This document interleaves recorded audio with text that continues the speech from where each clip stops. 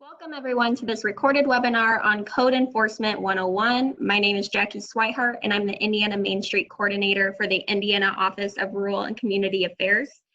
If you're unfamiliar with the Main Street program, here's a little bit of background information on this next slide. Indiana Main Street was formed in 1985 to assist communities in revitalizing their downtowns. The Indiana Main Street program is a coordinating program of Main Street America, which is a subsidiary of the National Trust for Historic Preservation. Local Main Street programs utilize the Main Street 4-point approach, which focuses on elements of design, organization, promotion, and economic vitality. Indiana Main Street program is currently managed by the Indiana Office of Community and Rural Affairs, or also called OCRA, which works with local, state, and national partners to provide resources and technical assistance to aid communities in shaping and achieving their vision for community and economic development. For more information on either OCRA or the Indiana Main Street program, you can visit our website at in.gov/OCRA/, or you can follow us on social media accounts. It's now my pleasure to introduce our speaker and the creator of this toolkit, Molly Connor. Molly is a law student extern with the Lieutenant Governor's Office. And over the past couple of months, she's been working hard to collect information on today's topic by conducting her own independent research, consulting with law professors and other experts in the field, as well as with Indiana Main Street directors. So Molly, welcome. I will go ahead and turn it over to you. Thanks, Jackie. So to get started, we're going to do a brief overview of what code enforcement is before we get down into the nitty-gritty of how you can use code enforcement to hold property owners, downtown property owners, accountable. So code enforcement is a combination of different strategies that local and municipal governments can use to help enforce compliance with state housing, building, zoning, maintenance, and other types of land use codes. So this toolkit will have two separate parts. The first is an overview of what code enforcement is and the different sort of subtypes of code enforcement that a municipality or a main street can use to improve your downtown district. And then the second half of this toolkit is going to focus on advocacy. So whether or not your community has codes or code enforcement to use, you can advocate for the development of such codes, or if you already do have codes, we'll talk about how to make those codes stronger, to give them more teeth, so that main streets will have more tools to help their downtown develop in a way that's beneficial to all residents. Any further, we're going to review just a couple legal considerations that are important when you're reading or watching this webinar. This information that's provided in this toolkit is not legal advice.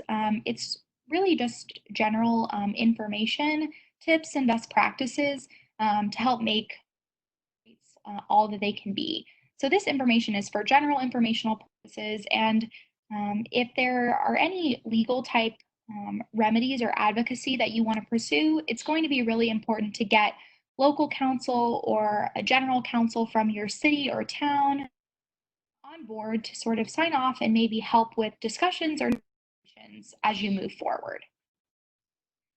So, as an overview of the issue, sort of good planning and good codes are the foundation upon which great communities are built.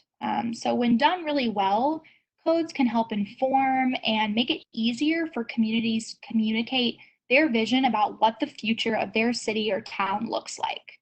So codes can be a really powerful tool, and the enforcement of these codes can help keep downtowns in compliance with sort of the future vision of what the city wants in 10, 50, or more years.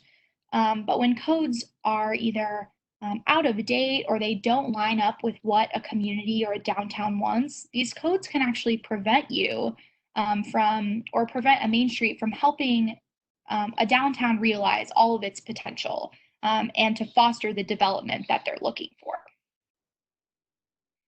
So the first part of our toolkit will cover 3 different methods of code enforcement that are important to and potential avenues that main streets can use to help hold business owners accountable or give their code some stronger provisions for them to use. So building and maintenance codes are first. So building codes, maintenance codes, they're different types of regulations that specify standards for building construction and really cover health and safety, and set like those minimum standards for how to take care of your property and how to keep your property up after it's been built at the building code stage. It's important to know codes can be really helpful enforcing and holding downtown business owners and other members accountable, but helpful codes can be found in multiple places. So just because you find anything helpful in your building code doesn't mean that there's not really helpful provisions in your maintenance code or in your zoning code. So when you're looking at these codes, you might have to sort of double back to different types of codes to layer together a strategy that's going to work best for you. And building and maintenance codes aren't options for downtowns. These are, if they're in the code, these are legal requirements. So property owners downtown will be responsible to these sort of regulations that are set at the municipal level. So holding property owners accountable to these building and maintenance codes. As has been discussed before, code enforcement portals are a great way for community members to sort of get involved and sort of hold property owners accountable to whether or not their property is or is not in compliance with local codes. So these portals will sort of be a holding place for complaints that properties are out of compliance or are unsafe or do not meet minimum building regulations. And then the city or the county will appoint a code officer to work with property owners to follow up on these complaints that are received through these portals and make efforts to remedy the issue with the property owner, or sometimes the city will get involved and can clean up these properties themselves and then potentially bill that property owner for the expense of cleaning up that property and bringing it up to code. So here we've included an example of one such code enforcement portal, and we've included others examples from Indiana towns and cities that have put together these portals to collect information about buildings that may not be currently in compliance with the codes that exist there. So the next potential sub-section of code enforcement is zoning. So zoning, as many of you know, regulates the use and development of different properties and real estates. In the US, a municipality or a county usually controls, and typically the basic purpose of zoning is to split apart a municipality into residential, commercial, and industrial type districts, though that list is by no means exhaustive.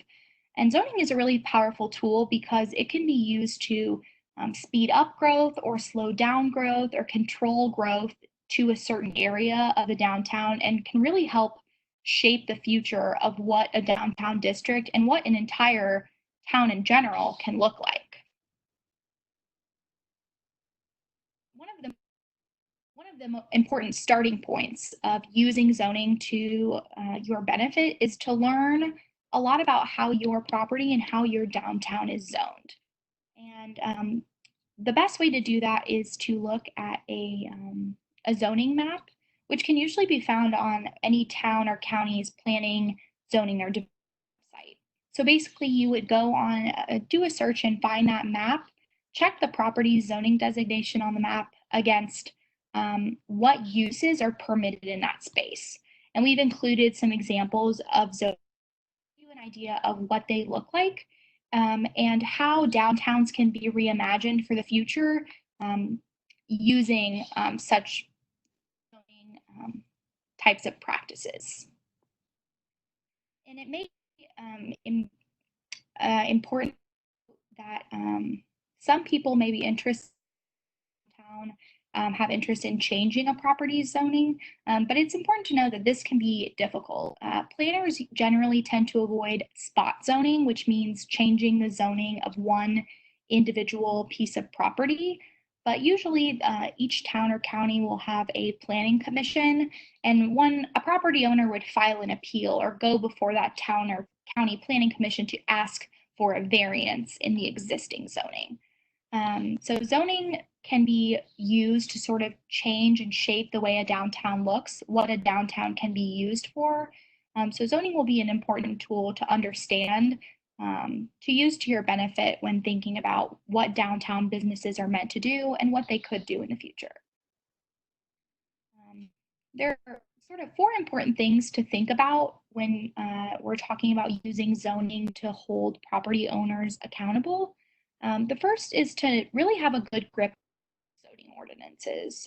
Main Street should really want to be a go-to sort of place of knowledge, where Main Street has a really strong understanding of how downtown is zoned, so that you can help property owners evaluate how they can be using their properties, whether or not their building is or is not out of zoning code.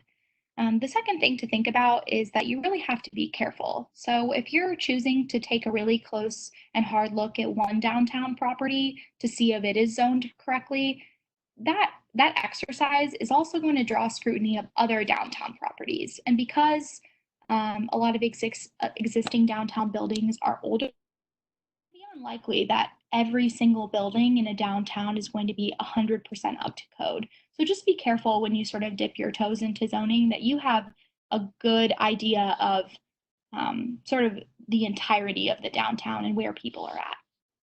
The third thing is that the code is an incredibly powerful tool, which we've mentioned before. You can really use your zoning code to it to regulate blight and vacancy and absentee property owners. So think of these codes as just a powerful tool to accomplish Main Street's end goals. And then since we've gone through these different types of tools, the most intuitive way to collect information on properties that are out of zoning code compliance is really that community code enforcement that we talked about on an earlier slide. Allowing the is a really good way to emphasize that this is a collective effort to make our downtown the best that it can be. We don't want this to be an real process. We want to include all the stakeholders that we can in making our downtown just a great place to be. And second, as it relates to using zoning to hold property owners accountable, is looking at some common violations. So these are things that can be included in zoning code or could be added to zoning codes to hold property accountable. This can include peeling paint, landscaping, broken roofs. So these things can, if they're not already in your code, this is sort of a non-exhaustive list of things that can be added to the code if you're seeing these sorts of issues in your downtown and you want to have an avenue to sort of pursue remedies for these issues. A lot of Indiana communities don't have zoning. So if we're talking about zoning, what is this? Communities do operate without the use of zoning, and this may be a choice.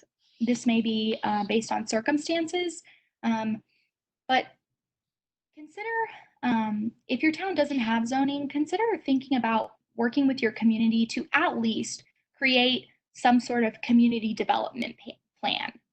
Community planning is a great way to sort of envision the future of what you want your entire community, but your downtown to look like.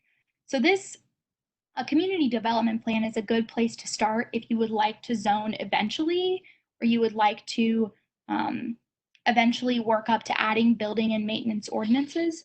So we've included some examples of community development plans from different size cities to maybe inspire some future community planning if your town doesn't already have that sort of structure in place. So the third enforcement option option, though there are many, is a historic district. And a historic district, or the development of a historic district, is a great way to sort of insulate your downtown and protect your downtown property owners, and protect the investments that these property owners have made, and really encourage high quality design when new businesses or new buildings are being developed in your downtown. And historic districts can be single properties or they can be multiple properties, with the goal of really preserving everything that is great, aesthetically, design-wise, about your downtown. There are a lot of resources online about how to build and to establish a local historic district, and we've included those in order to preserve sort of the integrity of your downtown district. So the of our toolkit is advocacy. So if you already have code enforcement, if you have building codes and maintenance codes in your town, and you think that they're sort of, you don't really think they're living up to their full potential. You don't really think that the codes are producing cooperation from your property owners. We call this codes that lack teeth. You might consider beefing up this code by working with local government, working with local planning commissions to add some that really sets out clear expectations and owners to strive toward. And later on in our webinar, we've included some examples of code that can be sort of repurposed to meet this end. As we talked about earlier, code enforcement maybe doesn't exist at the local level. There's a good chance that it exists at the county level. And there are pros and cons to this sort of setup. If it does exist at the county level, maybe Main Streets could consider advocating to the county to beef up some of their codes that they implement at the city level. And if zoning doesn't exist at all at the county level, to the county to add some of these types of codes or language using sample language from high-performing downtown districts. To start with where code enforcement doesn't exist, as we talked about earlier with zoning, is developing a community development plan or a comprehensive plan. So you essentially want your town to have these sorts of codes and developments and ordinances to use. Developing some sort of comprehensive plan can allow your community and residents and business owners to all come together and establish a vision for your city. And we've included several examples of typical comprehensive plans, though they really do vary in complexity and length based on sort of the depth in which your city would like to go in developing such a plan. But that can be a really good starting place, a jumping off point for eventual zoning and code enforcement. Two important things to realize about any sort of project relating to advocacy or beefing up existing codes is that these sorts of endeavors will really require community buy-in, especially from your local property owners, your local business owners, because they will be the ones that will need to be eventually in compliance with these codes. So when you're advocating for something, you really want to make sure that you have sort of rounded up all of your stakeholders and gotten their buy-in for the importance of developing strong codes to sort of govern a downtown district. You'll have to think about how you're going to sell this type of change, this type of code to your downtown leadership and your downtown business members. And it'll be important to build consensus and pull in as many people as you possibly can into the conversation, because that will make it that much easier for local town managers to really buy into this too, if they know that their local downtown owners are behind this type of plan. And one final really important note is all of building a code or writing code language can seem really overwhelming, but it's important to note that you do not need to reinvent the wheel. Some cities and towns in Indiana and across the United States have really well-written codes, And don't hesitate to sort of repurpose these codes based on what your town needs. We've included quite a few examples of different types of codes from different sizes of cities that work really well. So consider looking at some of these codes, and don't hesitate to sort of copy that language and then repurpose it for whatever works best for you. This doesn't have to be a massive undertaking, especially if you find something that works really well in another place and you think it could be repurposed and you could make it work in your city or town. So if you have any questions on this webinar, don't hesitate to reach out to your Okra community liaison and follow up with them if you're looking for more advice. We've also included quite a few additional sources and resources to help you gain context around these issues and to sort of delve in deeper if you want to learn more about zoning or about establishing historical districts. So be sure to check out those resources, as they'll a little bit more color around sort of what these problems are and more information about potential solutions. So with that, thank you so much for joining this webinar, and we look forward to seeing you next time.